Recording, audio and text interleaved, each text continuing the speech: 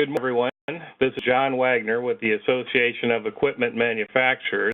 And today we're talking about a very important subject to all of us, the California Proposition 65 and the changes coming into effect in August. And for that, we have a guest with us today who is very familiar with this subject, as she's been following it for quite some time, and that's Anita Knipper from John Deere. Anita? Thank you. So, everyone, I'll do is put a bit of a disclaimer out there. This presentation provides an overview of California Proposition 65 law, and is not intended to provide legal advice and should not be relied upon for compliance because each of our situations are a little bit different and our risk tolerances are different for our companies. It's important that you take this information back, discuss it internally within your own organization and with your legal department, and figure out your plan to move forward. Go ahead and get started. So here's the agenda. First, I'm just going to give a quick overview of Prop 65, about what are known as safe harbor levels, and also touch on the enforcement. So how is Prop 65 enforced? Then we'll touch on 2018, both lines and the targeted product types, which we'll spend the most of the time on during this presentation, is the actual Prop 65 amendment that occurred in 2016, has an effective date of August 30th of this year. And we're going to talk about safe harbor warnings, that what warnings can you place on your products for protection from having notices filed against you, and also touch on internet sales, as that's a new requirement with the Prop 65 amendment. As you can see here on this agenda slide, safe harbor is listed twice. So when I first started reviewing this regulation, it was kind of confusing because we saw that terminology a couple times. So we'll talk about the use of that term in two different instances within the law. 65 is a title called the Safe Drinking Water and Toxic Enforcement Act of 1986. This law has been around since 1986. This really isn't anything new. The Prop 65 list has been around, and in essence, if Prop 65 chemicals were present in products, then you should consider labeling your products or providing Prop 65 warnings for your products since 1986. What has changed is with the amendments, they're making the warning types more specific. They're more required to be a little bit more specific in some instances. So the concern being that this amendment is going to bring out more enforcement action. So that's why this topic is kind of front and center at this point in time, is because of those amendments. It requires exposure warnings, and in general, in a nutshell, Prop 65 states is that no person in the course of doing business shall knowingly and intentionally expose any individual to a chemical known to the state to cause cancer or reproductive toxicity without first giving clear and reasonable warning. The warnings are intended to protect California's drinking water sources from chemical contamination and allow California consumers to make informed choices about the products they purchase. So these chemicals can the products that you sell to consumers in the state of California. You just have to warn that they're there. No law. When exposure limits form of human daily intake levels, known as safe harbor levels, are exceeded for those listed chemicals. A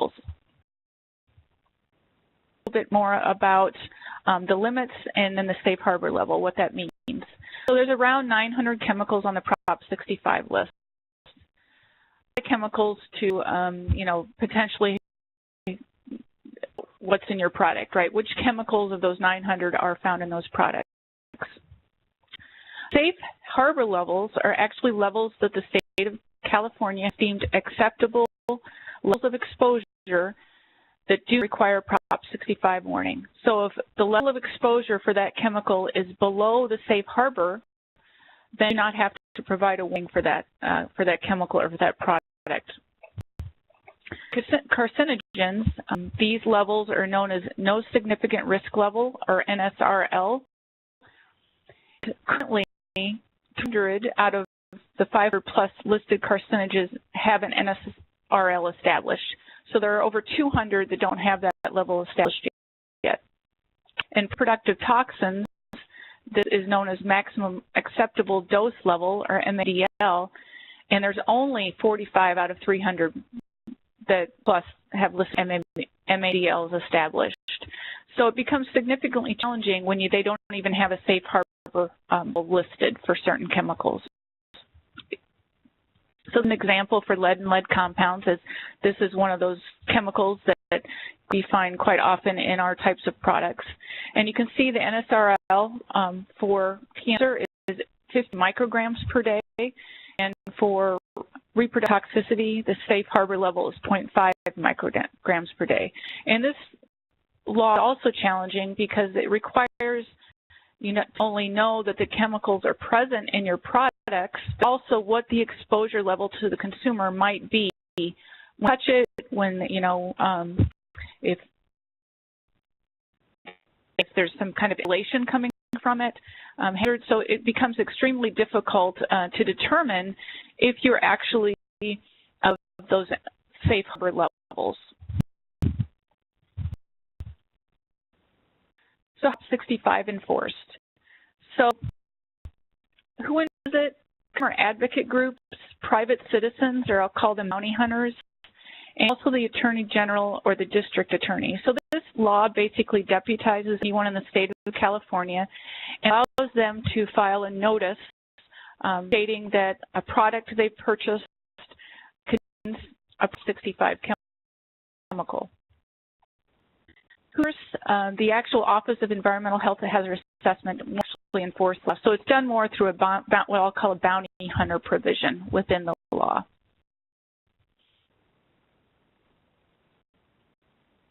The burden of proof for Prop 65 if it is filed. So the enforcer, right, the bounty hunter, really all they have to do is prove that there's contact with the chemical. They basically have to prove that the chemical can be found in that product. So easy to prove, a lot easier to prove than a concentration or exposure level. That's easy. They have the easy part when they file a notice. So they basically would say, this product I purchased contains lead. Then on the other hand, those named in that notice have to prove that there's no significant risk to consumer. So the exposure level to those lead is no significant risk to them. They have to quantify that exposure. And a lot of times that's very difficult to do. As we saw, many chemicals have no exposure levels that are set by the state. No safe harbor levels have been determined. Exposure levels are often extremely low for safe harbor levels. Take the exposure level and try to translate it to the chemical content of the product. So from a defendant standpoint, it's very difficult to file some of these notices. So a lot of times the defendant will actually settle and just pay a fine or a fee to that enforcer. So, and the enforcement is easy for the to name or to file a notice, but it's a lot difficult for the defendant to fight that notice. So sometimes they just settle. The defendants just settle.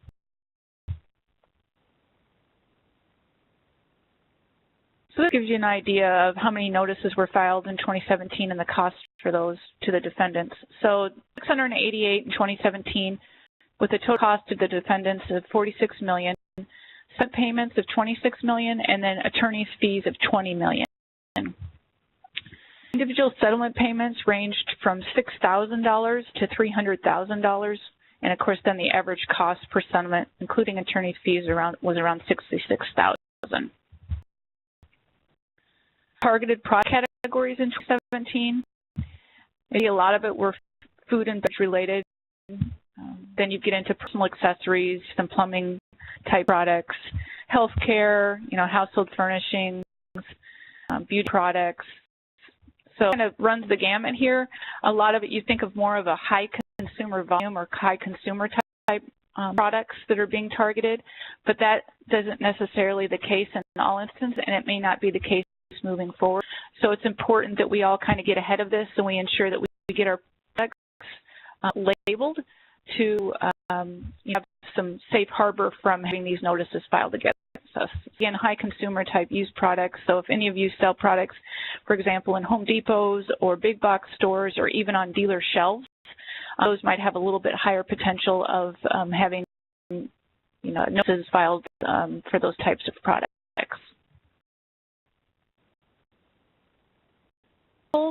So heavy metals, lead, one of those, so that would be one that we could find in our type of equipment, as well as phthalates, which are you found plastics. It makes plastics kind of malleable, so those are found in our products quite often. Those are probably the two that are listed here that would have the big impact to equipment manufacturers. So those would be things that you need to consider when doing your Prop 65 analysis to determine if a product should have a warning provided with it. That's kind of an overview of Prop 65 and how it's enforced. And now I'm going to talk about the amendments. So what occurred in 2016, causing a little bit more activity surrounding this law. And as I stated, the effective date is August 30th of 2018, which means that it's the manufactured date. So you have products or parts that you're manufacturing that have the previous warning. If they were manufactured prior to August 30th of 2018, you can continue to use that previous warning, so the old warning, right? It's anything manufactured after August 30th of 2018 that could have these new warnings placed, warning language placed on or provided with the product. Be aware of that. You would have, obviously, if the notice filed would have the burden of proof if you have an old warning label or warning. You would have the burden of proof then to say, well, this product or this specific product was manufactured after this date. So major changes, it actually clarifies the responsibilities to provide warnings. So the manufacturer, producer, packager, importer, supplier, or distributor can comply, either affixing the label to the product, or you can actually choose to provide written notice directly to the retail seller to provide the warning, as you meet all the requirements in that section. And then you need to provide the warning materials, provide internet warning language to let them know if they're doing anything sales via the internet, the seller, that they need to use this specific warning language. And then you need to send the notice to them annually that they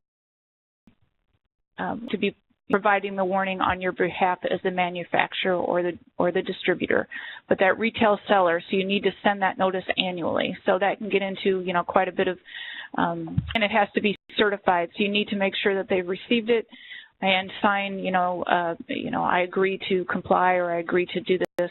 Provide these warnings for these products. So those are your two options as a manufacturer, producer, packager, importer, supplier, or distributor.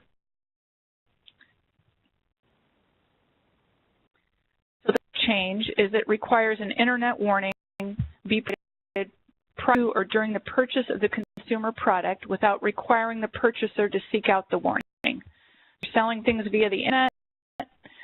There's an actual place for them to purchase something on that internet site. Prior to purchase, you need to make sure that they're provided with that, or during the purchase, they're provided with that warning. So you may put it on a checkout page. It might not be in your catalog per se, or your product description, but then it could be at your checkout page. But you just need to make sure they're provided that warning for that specific product at or before purchasing that product online. It always warnings be provided in languages other than English.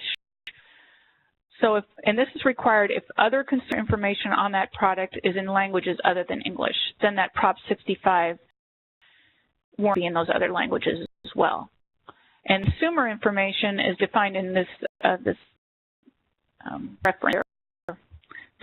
So again, consumer information is a little bit different than any information on the product, right? So they're not talking about your trademark or your, like John, it wouldn't have to be as big as the letters on a John Deere piece of equipment, right? So it would have to be other consumer information, the size of if it's consumer information and it's in other than English, it would have to also be in those languages, the warning.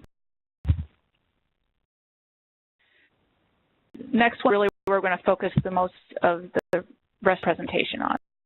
It is the warning content transmission method. So current safe harbor warning, the product contains one of the listed Prop 65 chemicals, then a warning label is required. So this is, prior to being manufactured August 30th of 2018, you could have this type of warning on it. It's very generic, very broad. This product contains chemicals known to the state of California to cause cancer and birth defects or other reproductive harm.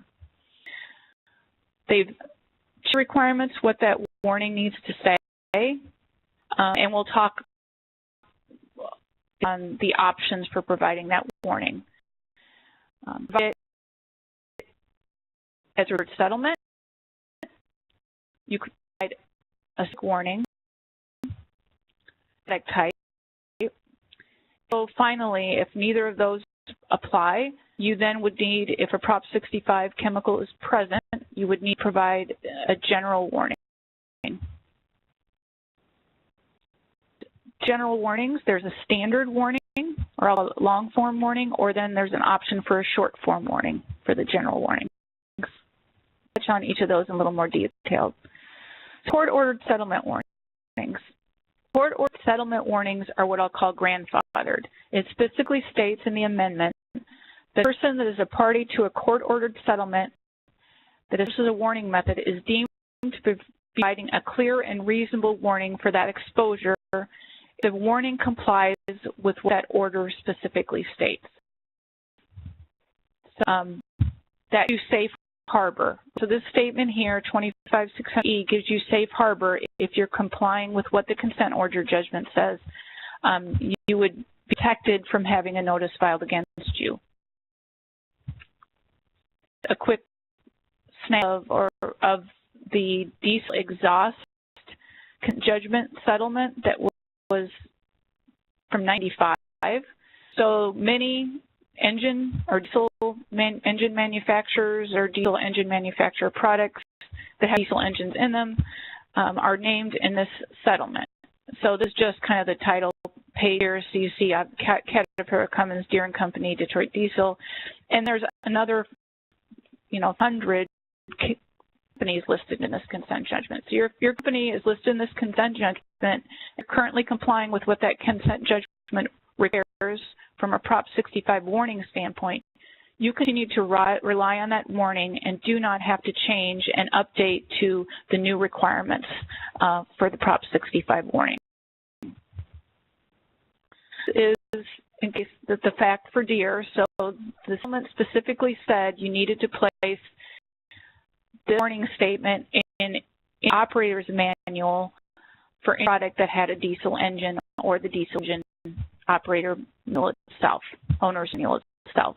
So this currently is found in Deere equipment operator manuals that contain a diesel-powered engine or diesel engine, and also for our John Deere Power System engines. This is what we're relying on for our warning, our Prop 65 warning, because it is grandfathered and is specifically allowed to continue to be used. The second type is what's known as specific warnings. So the state of California has said there's certain product types that they want specific warnings with a specific language to be provided. So I listed 7 here. 10 others I didn't list. A lot of those would not, impact the manufacturers. I know some of these wouldn't either, but, diesel engine exhaust exposure warnings, vehicle exposure warnings could impact some of you on the phone. So if you do have one of these product types, you should be using this specific warning unless you were named in a consent order judgment that covers one of these product types. So as you can notice here, diesel engine exhaust exposure warnings are listed as a specific product type, and you would want to follow the requirements. Your option would be, if you're named in the diesel engine consent judgment, you could continue to use that language and not have to use this new specific warning language for diesel exhaust. A specific warning required for listed products unless you're grandfathered, named in the consent order settlement. And each entry actually provides the warning content and method of transmission requirements. So each of these actually has their own specific regulatory citation that you can read on what's required for those. I talked about this a little bit on the previous slide, but again, this is the language that's in amendments for diesel engine exhaust products. So it's a little bit different than the generic one that's shown here, right? There's a little bit more information. And the method of transmission for this would be one placed in the operator's and you have a label permanently affixed to the equipment or provide an on-screen electronic display of the warning as long as that display comes up whenever the operator uses the equipment. So a little bit in addition to the court-ordered settlement for diesel engine and the fact that you actually have to label the equipment or provide that electronic display warning. Remember, if you're named in the diesel engine Prop 65 settlement from 1995 and you're complying with that, that warning is considered reasonable and therefore you would not have to use this new warning, or that is what the state. So again, kind of up to your risk tolerance. Do you feel more comfortable putting the new on just from a, having a notice filed, whatever that might look like for your company. But again, your option is to just stay with the equipment requirement for the OM, and you wouldn't have to label the equipment. So the court-ordered settlement warnings, do those apply? Well, no. Then does specific warning apply to any of my product types? If you say no, move on to general warnings. So types, there's a standard warning, as I said earlier, and there's also a short form warning. So we're going to talk about the standard warning first. The standard warning actually requires that and contain one chemicals that are not product. So if it is just a carcinogen in the product, then you would use this thing here. Just reproductive toxin, use this warning. If it's a reproductive toxin, the same chemical, for example, lead, you could just use this here. And have both cancer and reproductive harm, but they're different chemicals. You would use this warning here. You have to aim at one carcinogen and one reproductive toxin if they're in your product. But have 5 carcinogens in that, you only have to name one of those. You don't have to name all 5. You have to name one of each if one of each is present.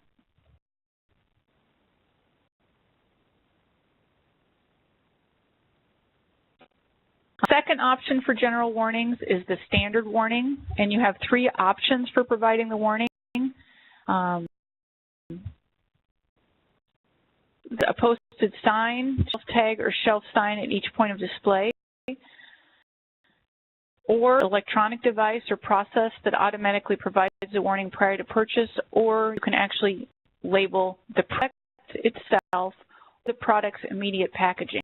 What I mean by immediate packaging is if the consumer is going to open the box or open the container that product's in and would likely see the warning prior to opening the package, then you can actually place the warning on the product's immediate packaging and on the product itself.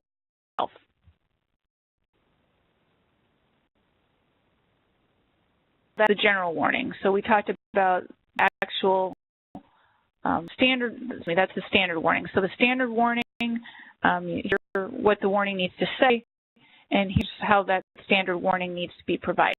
The second option for the general warning is a short form warning, and with this is that you don't need to name a chemical.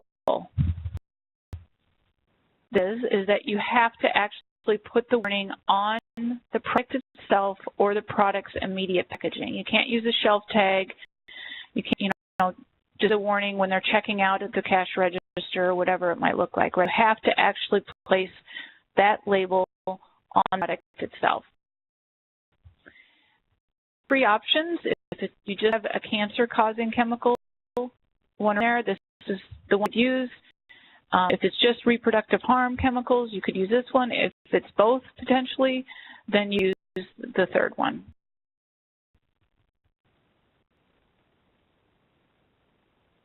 Let's move on to internet warnings. The requirement to provide a warning viewable by the consumer prior to purchasing by posting either immediately to the customer when they're, they're checking out or they're looking at that product. You could actually have these, right? One of these, depending on what your product warning is.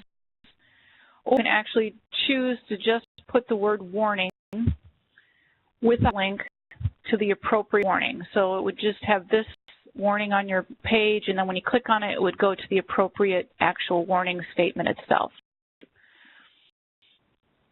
Of course, to make sense, the online warning shall match the warning that is provided with the product. So the 2 warning types or the warning languages should match on the product and on the internet warning. A lot of information was provided. So this last slide, this last information, just to kind of give you a quick kind of summary of warning and what are your options for warning. So first thing you have to determine is, does the Prop 65 apply to your product? You have to decide what your risk is there. Are you going to, obviously you're not going to do an analytical for all the chemicals. That make sense and obviously is inappropriate. In many instances it's way too costly. So, do you pick a certain chemical to focus on? So that's what you need to decide. Does Prop 65 apply to this product specifically? Are you in a court-ordered settlement and warning complies with the judgment? If you're complying with that judgment, then you can use existing warning. It's grandfathered, so really there's no action necessary at that point. For example, John Deere tractor with a diesel engine, we're currently putting our OMs that warning as required by the consent or judgment. We have no further action at that point for that tractor. Product-specific warning applies. If they know, there's no consent or judgment that applies. Does a product-specific warning apply? Say yes, that applicable product-specific warning.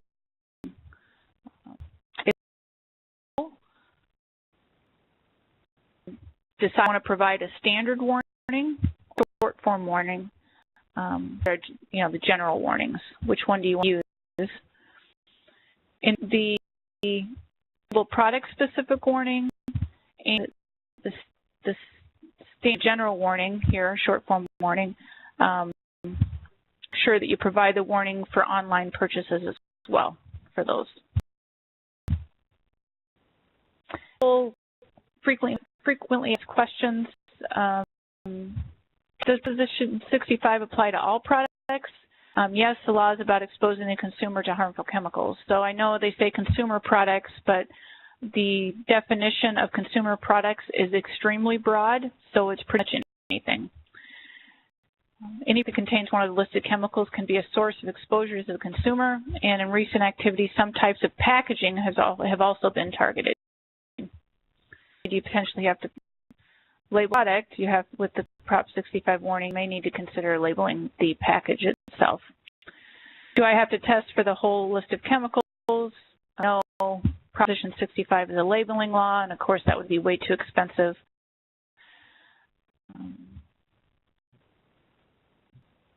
So contain an amount of a listed chemical that meets other regulatory limits, such as the California Product Safety Act. It does, if you're in that law, or the request of the CPSA, it does not automatically meet the requirements of Prop 65, and you may still need to label depending on your exposure risk. So it's not going to cover you for everything. You still need to consider Prop 65. And I'm going to hand it over to John, and he can give a little bit more info about where to find patient, as well as find some information on follow-up questions. Thank you, Anita. That was very informative and very helpful. What we're going to do is post this presentation for you to download and review on the AEM website. We will also be sending the links out to all of those of you who signed up for the original presentation. Certainly, we have received quite a number of questions, well thought out questions that require some thought and preparation and research. So we are in the process of answering those questions, and those questions and answers will be made available on our website as well. And when we send out the link for this webinar, we will also send out the link for the PDF of the questions and answers.